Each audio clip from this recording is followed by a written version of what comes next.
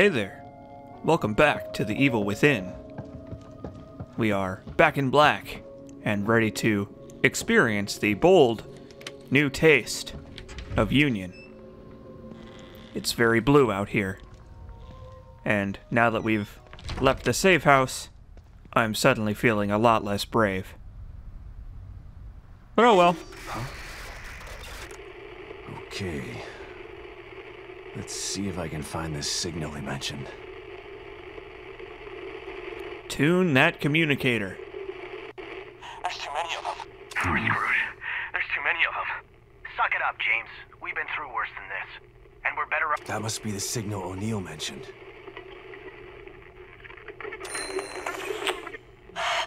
Looks pretty far away. But it's the only lead I've got. God, I hope it's Lily. We're screwed. I hope it is too, Sebastian. But, we're gonna follow O'Neill's signal first, I think. Because, well...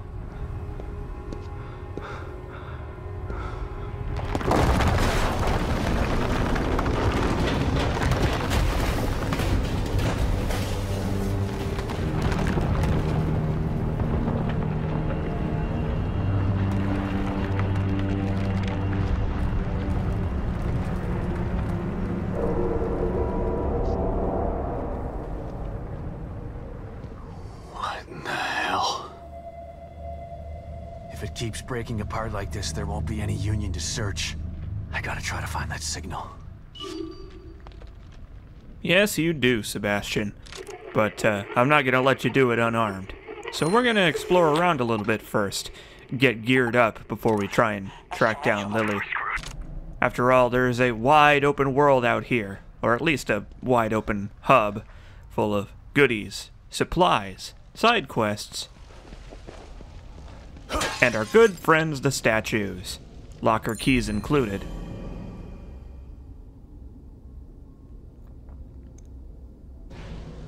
You saw the lockers in the last episode. Statues are back, along with the keys, and they are vastly more difficult to find this time around. Comically so, almost, because you might have noticed that we've been unleashed into an open world here. We can go wherever the hell we want, explore whatever we want, find whatever we may find, monsters included.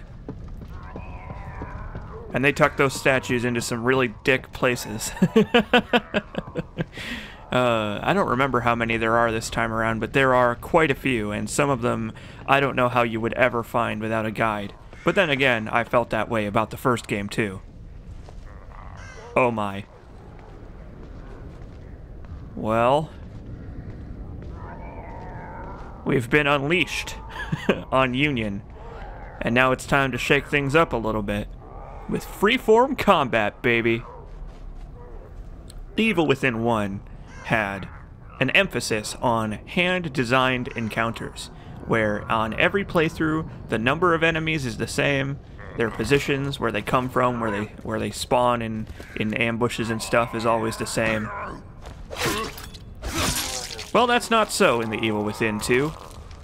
The Evil Within 2 has a much greater focus on basically free flow. You can go between stealth and action pretty easily by just running away from the enemies and crouching around a corner. Some would say a little too easily. But I think it's a really cool system. Oh my.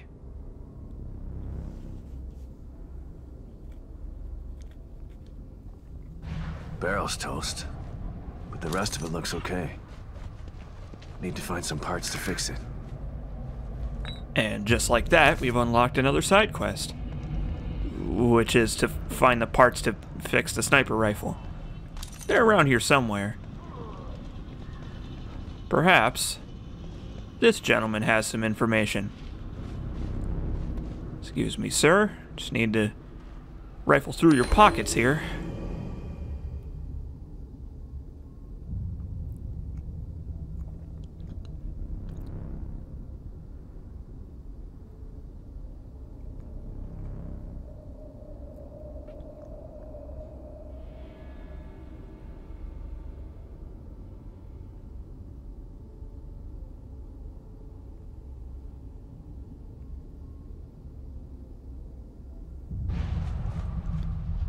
Supply shed across from Union Auto Repair. I'll keep that in mind. And over here, there's a bit of a mess. But I see the APC that O'Neill mentioned, so I think we're going to head over there first. We're going to have to Batman our way through because we are grossly, vastly unprepared for taking on 4 or 5 of those enemies at once, but hey, you know, stealth is always fun. In the first game, or at least the LP of the first game, I adopted a pretty gung-ho stealth strategy where I was mostly sneaky, but one cool thing is that once you're appropriately prepared for the challenges of this game, you don't really have to be. The stealth is totally optional. Sebastian's melee skills, especially the stealth kills, are very, very lethal this time around. And with a lot of investment in the combat tree, because, you know, the upgrade trees are more focused on skill improvement this time around, you can become a force to be reckoned with that knife. Obviously, the knife is never going to be as good as bullets. I mean, I think that's a little evident because the knife is a knife, and bullets can shoot things from very far range.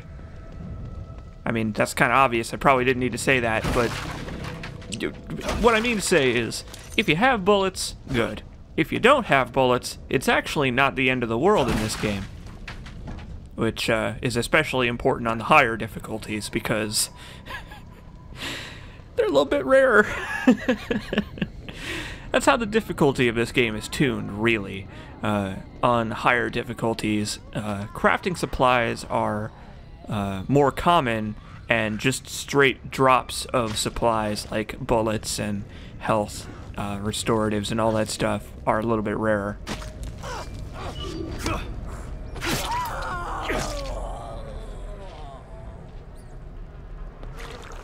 Axes are back, and they actually work the same as they did.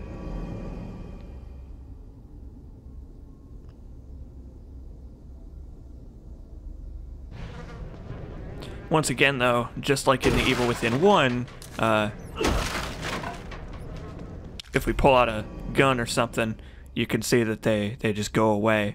So the axe just teleports into Sebastian's pocket so that we we don't have to walk around with it in our hand anymore.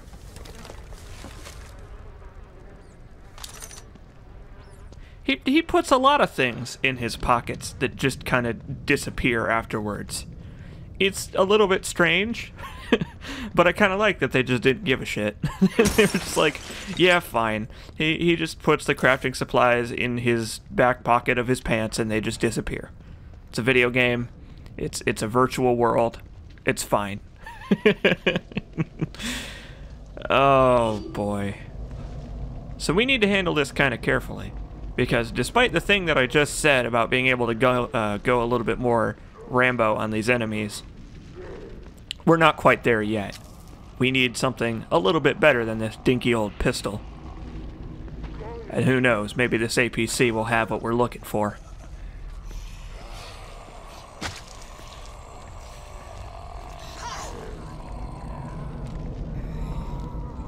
So I don't really stick to cover so much at the beginning of the game here. Mostly I just focus on crouching, but sticking to cover is actually quite a bit stealthier. It pretty much makes you like a completely flat object, whereas if you're just crouched behind something, enemies can still see you if they look over you. Hello, beautiful. I haven't seen one of these in a while.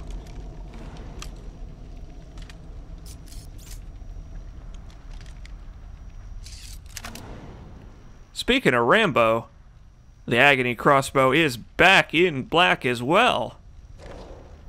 And it's got a little visual upgrade. More of a compound bow kind of look this time.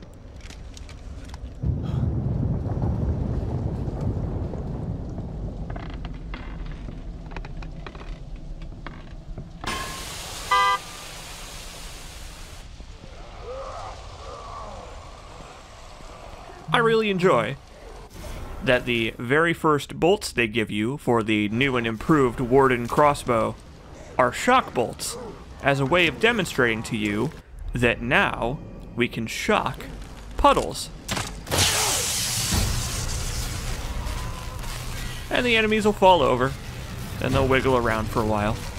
But you might notice that they ain't dead. So, once the water's safe to walk in again, we'll just go and take care of them.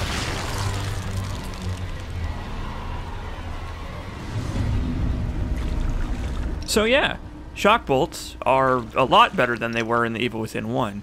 In the first game, they just made enemies fall to their knees so that you could use a match on them and burn them up while they were down. But in this game, either they will stand up and wiggle, or they'll fall over, and then you can just run on over and stomp them, which is usually a one-hit kill. Not always, as you're gonna see in a little bit, but it is almost always a one-hit kill. The problem is that Sebastian's foot, when he does his mighty boot, doesn't always land on the enemy's head. Thanks for the pistol, buddy. Sorry you couldn't fight your way out. Harpoon bolts are also back. In fact, all of the crossbow bolts from the first game are back, except for the pre-order exclusive poison bolts. Harpoon bolts also have been souped up. Now they can blow off enemy limbs if you hit them in a limb instead of the body or the head. But I think you can surmise, based on the toughness of these things, that they ain't gonna stop just because you shot off their arm. Also, the axe isn't a one-hit kill anymore. It's just a really powerful weapon. So yeah, there you go. I shot that guy's arm off, but he sure didn't care all that much.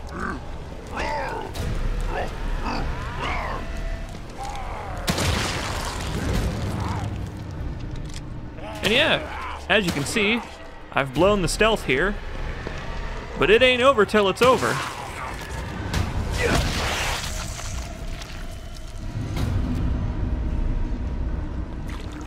It's really cool how they design the world to be more focused around wider, open spaces, because it gives you a lot more room to maneuver than the first game ever did.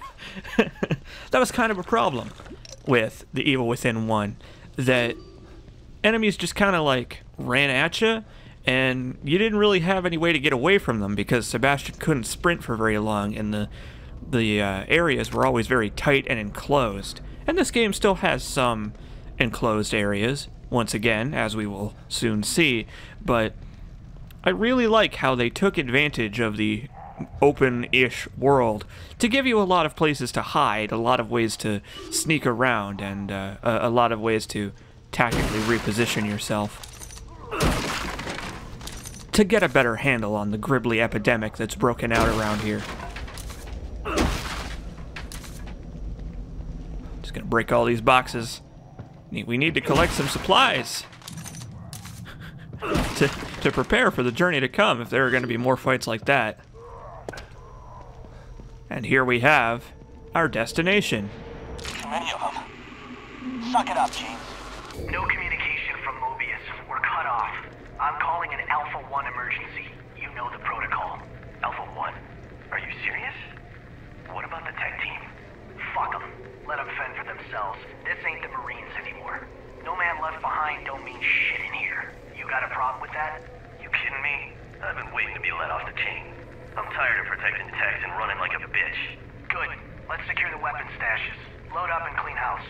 No matter what it looks like, monster or human, take it out with extreme prejudice. The hell was that? Whatever it was, it looks like they were here. Where did they go? Huh? We have a map in this game, because it would be a little bit hard to figure out where to go. Not sure if I want to run into these two. Without Sounds like one. they went rogue.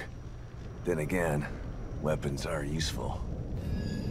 Weapons are useful.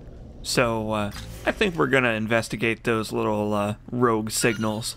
Just kind of hanging around here. back up the street we go.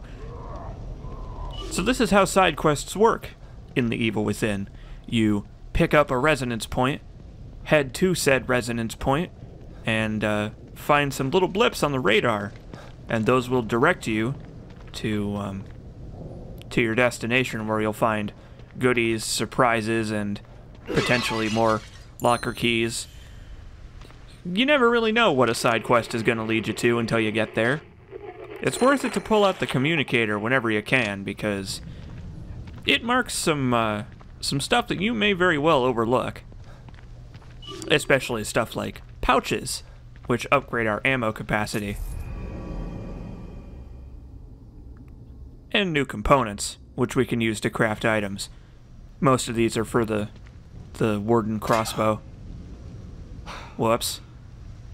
Fucking Butterfingers. Oh! Hello! Greetings!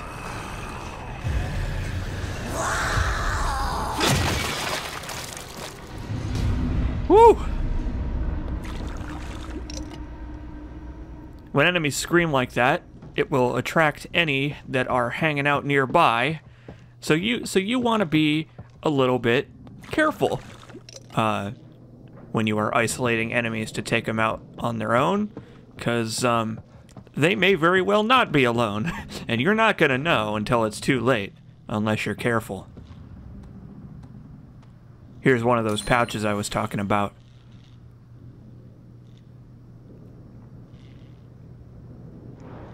Yet another brain upgrade thing from The Evil Within 1 that has become a little bit more tangible. Oh!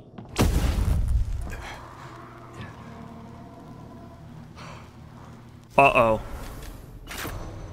Bottle?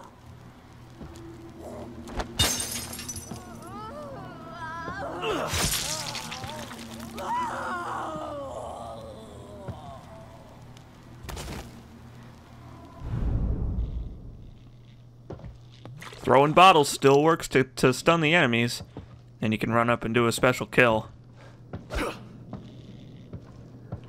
Okay, looks like that creepy camera guy's been around here, so maybe let's keep an eye out for those traps, because thinking about it, we could use them to our advantage, couldn't we?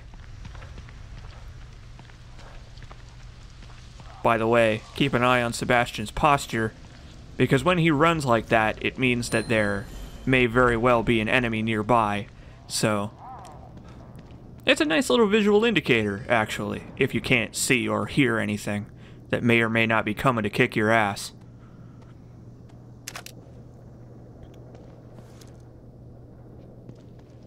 Thankfully, though, the enemies don't really have, like, tactics.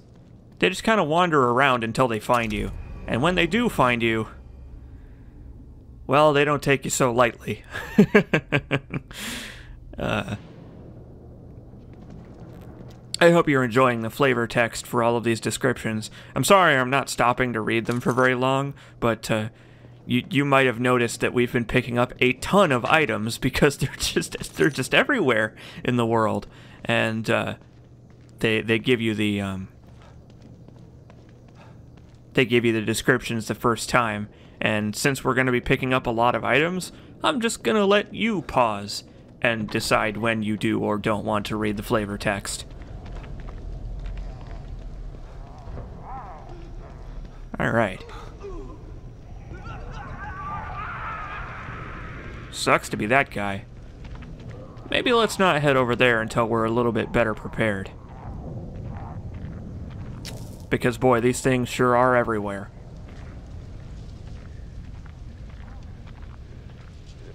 It's nice that they allow you to mark destinations on your map. Union's not that big.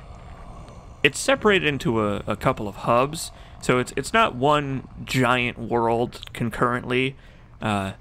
It's a bunch of smaller worlds that are still pretty big. But I really appreciate that they let you get your bearings by marking stuff on the map, because, like, they didn't have to do that, actually, you know? Like, they could have just said, fuck it. You get to find your way around on your own, buddy. Good luck. There are a lot of nice little conveniences for the player in that way.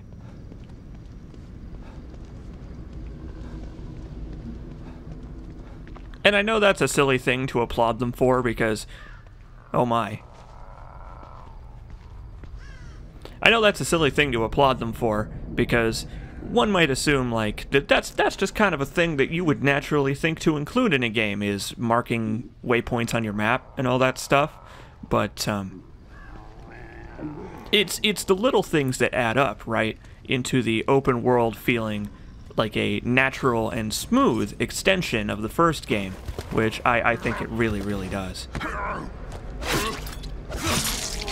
Surprise!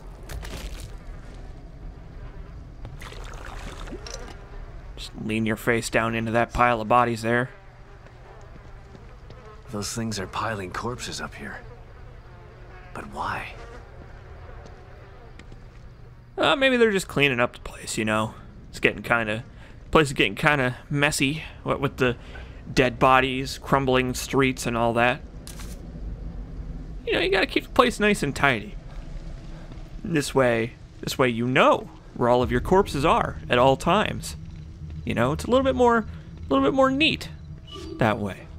Maybe these enemies are clean freaks. You never know.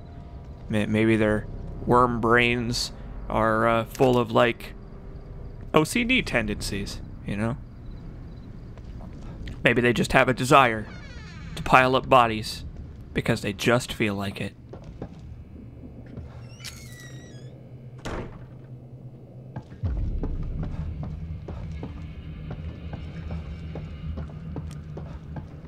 It's quiet in here.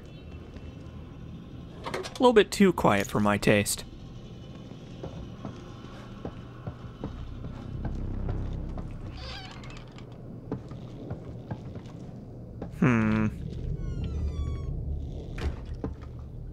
Well, that guy didn't seem to have been killed by a Mobius member, so maybe those two gentlemen are gone. Aha! Computer to get down there, right? You know how to use the computer to get down there, right? What? You're not going with me? No time. I'm heading to the auto body shop to get some supplies. Meet me at the visitor center when you're done. The visitor center? Why? I told the survivors I found earlier to go there and hide out. I need to take care of them now, while they're still scared citizens. Easier to kill them before they turn into those things, instead of after. Good thinking. Oh no.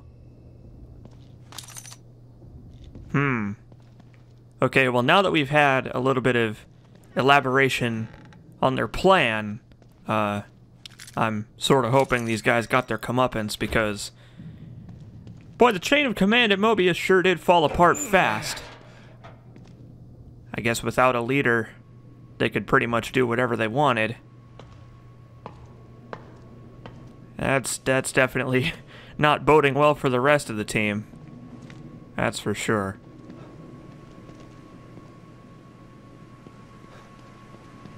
Well, here's the computer he mentioned. This computer's still working. Oh! Oh my. What the? Welcome to the Marrow, everybody.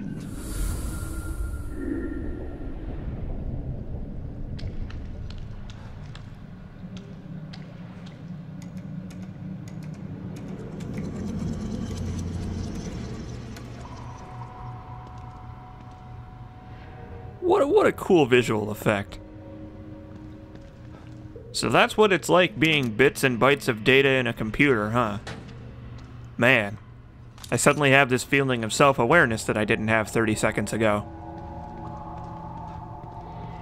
But yeah, welcome to the Marrow, everybody. The place between worlds and all that stuff. Mobius' little hidey hole where the Gribblies can't get him. Although, perhaps it was the place where the Gribblies couldn't get him. Now it's something a little bit more dangerous. Just a little bit. I mean, we've got a crossbow, and I think one bolt. Enough to kill one thing that moves.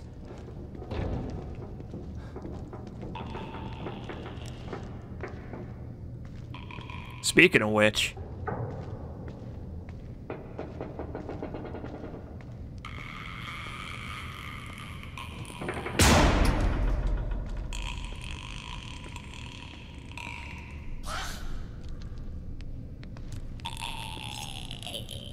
Greetings! Have you heard about the knife? Oh! Uh-oh. So, these, ladies in white here, I don't remember their actual enemy name, they don't die when you stealth kill them. No, it takes two. Believe me, you don't want to fight these things in one-on-one combat. Because even if you have a gun, they can close the gap real fast. We will see that, I believe, in the next episode. And then you'll believe me.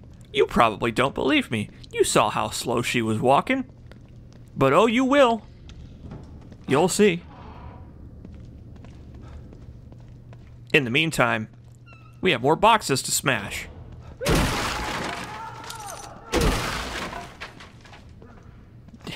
And it sounds like some folks over there are having a real fun time. I hope it's one of those Mobius guys.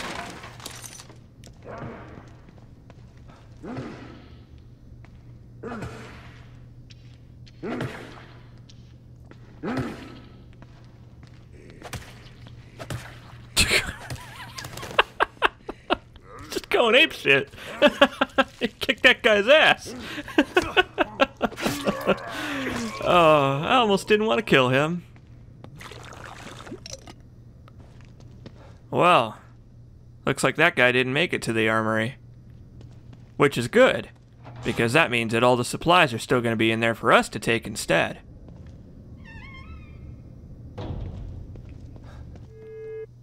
Are you a fan of minigames? Because here's a pretty inoffensive one. I really like this, actually. It's simple enough to be easily understandable and not too challenging, but it's still engaging, you know? That's what I like about a minigame, is when it's rare enough that it doesn't get old, but it's also like, you know, enough of a stopgap that you have to think for a second before just pushing on through.